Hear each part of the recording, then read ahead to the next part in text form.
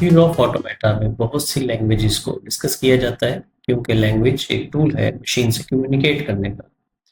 हम लैंग्वेजेस को दो बड़ी कैटेगरी में तकसीम कर सकते हैं, informal language and formal languages. Informal languages हमारी नेचुरल लैंग्वेज है। इन लैंग्वेजेस के कुछ बुनियादी रूल्स होते हैं, मगर तमाम रूल्स बताने बहुत मुश्किल है क्योंकि शायरी और रोज़मर्रा की गुफ्तगू में उन तमाम रूल्स का ख्याल नहीं रखा जाता, इसलिए वो पहले से बताए भी नहीं जा सकते। बहरहाल इससे हमें बहुत सी आज़ादी भी मिल जाती है। हमारे पास लिबर्टी है कि एक जुमला किसी तरह से भी अदा कर सकते हैं।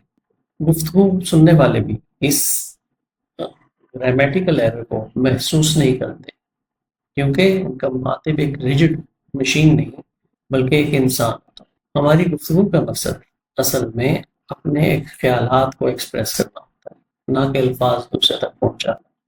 लिहाजा अगर ख्याल पहुंच रहा है तो हमारा मकसद पूरा हो रहा है। दूसरी तरफ फॉर्मल लैंग्वेजेस हैं। इस लैंग्वेज के तमाम रूल्स पहले से वाज़ेह होते हैं, इसीलिए इसे फॉर्मल कहा जाता है। बेतकल्लुफ़ कोई बात नहीं की जा सकती और रूल्स की वायलेशन नाकाबिले बर्दाश्त है क्योंकि मशीन जड़ होती है। फॉर्मल लैंग्वेज में एक स्ट्रिंग अगर रूल्स पर पूरा उतरती है तो बस वो लैंग्वेज का एक वर्ड है और इसका कोई मानी ना हो। यानी फॉर्मल लैंग्वेज सिर्फ टेक्स्ट को परखती है, सिमेंटिक से इसका कोई ताल्लुक नहीं होता। लैंग्वेजेस चाहे फॉर्मल हों या इनफॉर्मल, दोनों तरह की लैंग्वेजेस के कुछ फंडामेंटल यूनिट्स हैं, बुनियादी इकाइयां हैं जिनसे लैंग्वेज बनती है, जो दोनों लैंग्वेजेस में कॉमन है। इन फॉर्मल लैंग्वेजेस में मसलन अल्फ़ाबेट होते हैं। लेटर ए बी से लेकर सी तक ये तमाम लेटर्स इंग्लिश लैंग्वेज के अल्फ़ाबेट बनाते हैं और इन अल्फ़ाबेट के मिलने से वर्ड्स बनते हैं। मसलन एप्पल, बनाना और एक वर्ड यहाँ लिखा है तो आना। ये लेटर्स के कॉम्बिनेशन, इंग्लिश लेटर का कॉम्बिनेशन तो है, लेकिन ये इंग्लिश डिक्शनरी का वैलिड वर्ड नहीं है।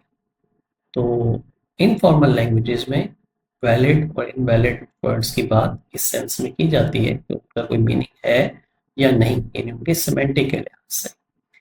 बहरहाल वर्ड्स के मिलने से सेंटेंसेस बनते हैं और सेंटेंसेस भी बामानी होने चाहिए और इसी तरह से बामानी सेंटेंसेस के मिलने से एक लैंग्वेज मुकम्मल होती है।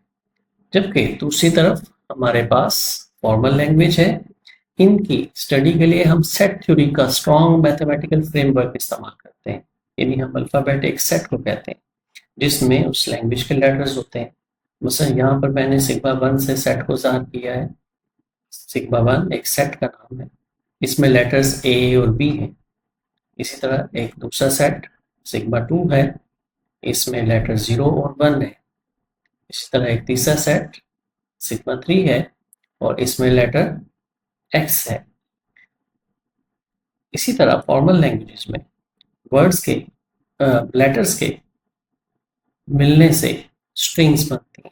मसलन double A B, B A, B B. याद रखने की बात यह है कि ये लेटर्स फाइनाइट होते हैं। ये सब स्ट्रिंग्स हमने ओवर अल्फ़ाबेट सिग्मा 1 बनाई। तमाम स्ट्रिंग्स जो किसी लैंग्वेज के रूल्स को फॉलो करती हों तो वो लैंग्वेज के वर्ड्स कहलाएंगे। मसलन लैंग्वेज एल के तमाम वर्ड्स ऐसे होंगे जो उस लैंग्वेज के रूल को फॉलो करते होंगे। एक example, for example L is a language of all strings over alphabet sigma 1 that has length exactly 2। Sigma 1 हमारे पास ऊपर आप देखिए कि एक अल्फाबेट्स का सेट है ए जिसमें ए और बी है। तो अब इस ए और बी के लेटर्स के वो तमाम कॉम्बिनेशंस जिनमें लेंथ मैक्सिमम 2 हो सकती है वो इस लैंग्वेज के वैलिड वर्ड्स होंगे। तो लैंग्वेज का रूल ये है कि लेंथ 2 के एक्जैक्टली 2 लेंथ हो जहाँ पर उन लेटर्स पर मुश्तमिल स्ट्रिंग्स इस लैंग्वेज के वैलिड वर्ड्स हैं।